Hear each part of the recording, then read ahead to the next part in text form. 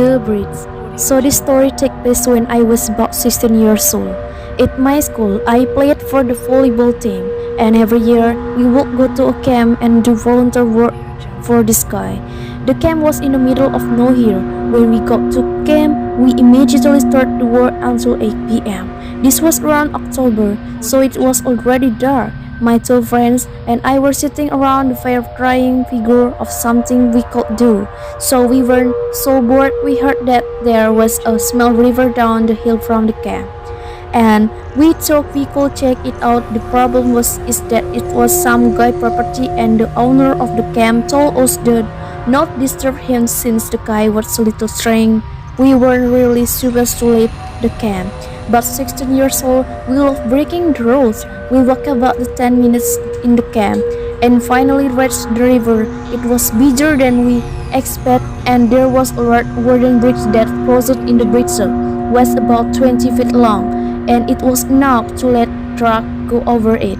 My two friends and I decided to go under the bridge and check it out. As we were walking by the shoreline, we saw two headlights of in this distance moving towards the bridge.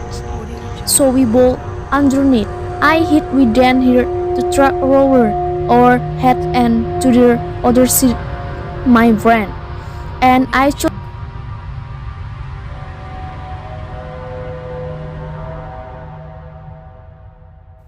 30 at this time. No, it was pretty much pitch black that when we start to hear a slow rumble in the distance, the sun truck had come back, and this time that was moving much slower. We stayed back under the bridge, driving larger side. The truck stopped right on top of us. The only thing you could hear was the rushing water in the hum of the engine.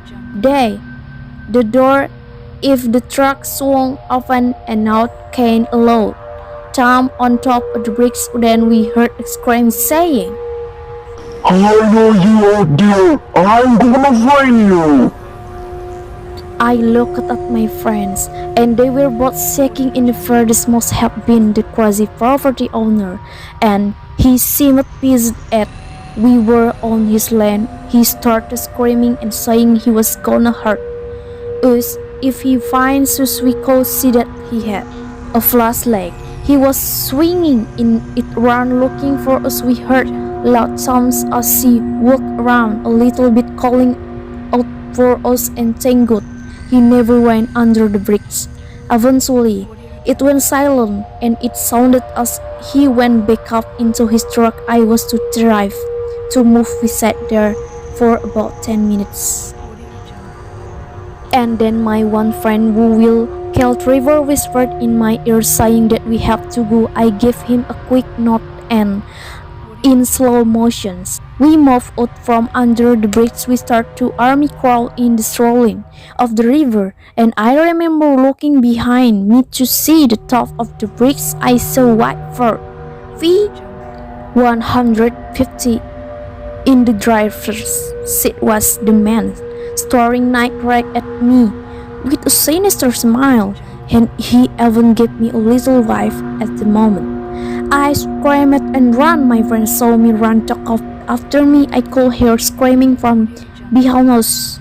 I took a glance behind me and saw that he was coursing after us, and I couldn't quite make out the object in his hand, but it seems to be a weapon of some sort.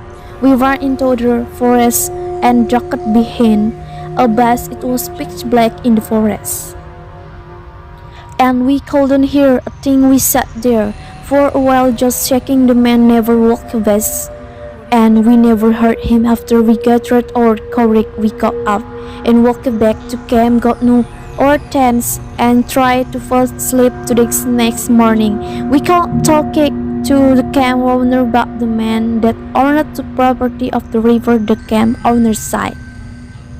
"I'm sorry, I didn't know much about the man, but I know that he has some mental problems and he been accused of assault." I'm so happy that we were able to escape from underneath the bricks.